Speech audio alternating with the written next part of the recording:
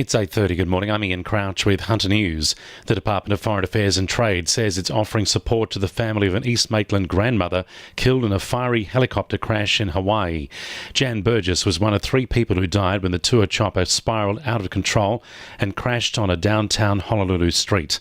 She was on holiday with relatives at the time who say they're in pain as they try to come to terms with what's happened.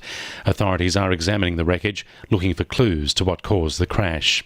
The relatives of Kathleen Folbig's former husband have questioned the need for a judicial inquiry into her convictions for killing her 4 children.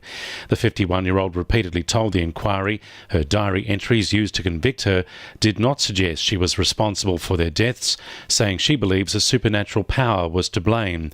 Her former husband's brother, John Folbig, says the entire process has opened old wounds. This chapter unfolding now we feel was unnecessary and most definitely unwelcome. Shots have been fired during an overnight brawl at Muswellbrook. Police were called to reports of gunshots being fired into the air during a fight involving an unknown number of people on Wallambai Road just before 9 last night. No one was injured and no arrests have been made. A crime scene has been set up as forensic investigations continue. A group of Karua residents are hoping to develop the same groundswell raised by Gloucester locals who work to stop the Rocky Hill mine. Ironstone Community Action Group is concerned a proposed gravel mine will have serious impacts on the surrounding environment, including local koala populations and the Port Stephens Great Lakes Marine Park. There are also fears the local oyster and tourism industries could be affected if dirt and gravel-filled runoff is allowed to flow into the Karua River. Secretary Amanda Aubrey says the group is requesting a public hearing with the minister responsible. So that those people, oyster farmers, the downstream users, the tourism operators, the commercial fishermen, and then everyone else on top of that can actually attend this meeting, which the planning department organises, if requested. A 23-year-old man has been punched in the face and robbed by a gang of thugs in Muswellbrook.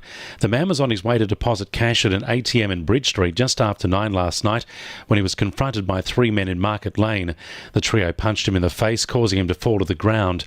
The men took his wallet and mobile phone before running off.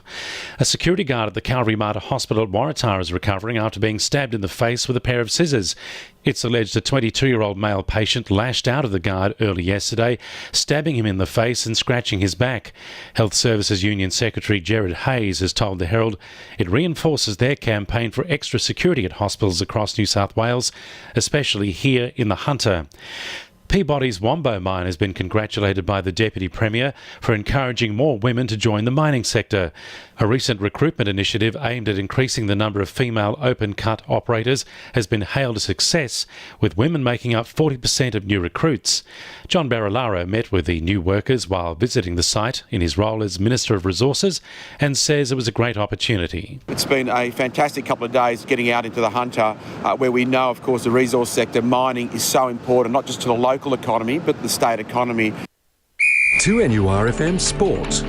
The Knights will look to put a horror record in New Zealand behind them when they take on the Warriors on Sunday.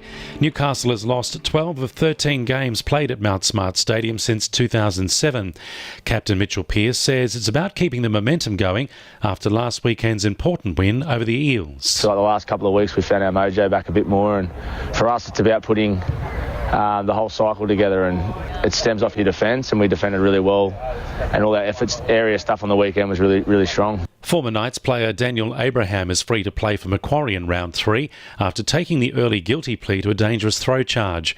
Meanwhile, Cessnock will trial a third hooker in as many weeks, with Peter Wilson getting his chance to impress. And despite only playing rugby union for a year, Newcastle-born Samantha MacArthur flies out with the Australian Army team on Monday for a test against Tonga.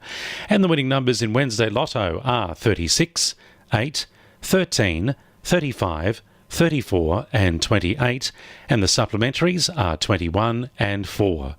2NURFM News Time, 26 to 9.